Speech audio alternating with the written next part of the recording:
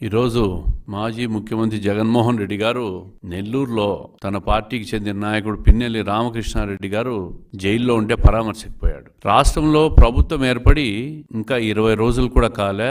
మా నాయకుడు చంద్రబాబు నాయుడు గారు ముఖ్యమంత్రి అయ్యి జూన్ 12వ తేదీ అయితే ఈ రోజుకి 22 రోజులైంది. పాపం జగన్మోహన్ రెడ్డి గారు అధికారం పోయి ఒక ఫ్రస్ట్రేషన్ లేకపోయి మాట్లాడిన తీరునంతా రాష్ట్ర ప్రజలు ఇప్పుడే చూశారు మీడియాలో. ఒక హత్య ఆరోపణలో కేసుల్లో ఇరుక్కున్న వ్యక్తిని ఈరోజు జైలుకు పోయి చూశాడు. ఆయన 4 సార్లు ఎమ్మెల్యే అయ్యాడంట. ఆయన ఒక విధ్వంసం సృష్టించిన మనిషి పిన్నెల్లి రామకృష్ణారెడ్డి గారు. నేను ఒకటే అడుగుతున్నా జగన్మోహన్ రెడ్డి గారిని, అయ్యా ఈ రామకృష్ణారెడ్డి గారి మీద 307 కేసులు కావచ్చు, ఇతరత్ర కేసుల్లో జైల్లో పోయాడు కదా, ఏ ప్రభుత్వం అధికారంలో ఉన్నప్పుడు ఈయన మీద కేసులు వేశాయని చెప్పి నేను అడుగుతా ఉంటా.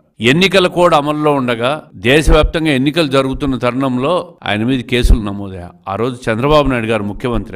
చంద్రబాబు నాయుడు గారికి అధికారం వచ్చింది జూన్ 12వ తేదీ ముఖ్యమంత్రి అయితే, అంతకుముందు ఆయన చేసిన విధ్వంసానికి ఎన్నికల కమిషన్ సుమోటివ్ చర్యలు తీసుకునింది. దాని మీద హైకోర్టుకు పోయాడు, ఈయన సుప్రీంకోర్టుకు పోయినాడు. అన్ని చోట్ల తిరస్కరణ గురైన తర్వాతే ఈరోజు పోలీసులు అరెస్ట్ చేసి 307 కేసు పెట్టి జైల్లో పెట్టారు. సాక్షాత్తు రాజ్యాంగాన్ని ధ్వంసం చేశాడు పిన్నెల్లి రామకృష్ణారెడ్డి గారు. ఎన్నికల సమయంలో పోలింగ్ బూత్ లేకపోయి పోలింగ్ పెట్టెలను ధ్వంసం చేసిన కేసు రాష్ట్రమే కాదు, దేశమే కాదు, యావత్ ప్రపంచమంతా చూసింది. భారతదేశంలో ఎన్నికలు ఈ విధంగా అధికార పార్టీ నాయకులు చేస్తారా అని చెప్పి రాజ్యాంగాన్ని ధ్వంసం చేశారు మీరు. అటువంటి నాయకుడిని మీరు ఈరోజు జైలుకు పోయి పరామర్శకు పోయి చంద్రబాబు నాయుడు గారిని హెచ్చరిస్తారా?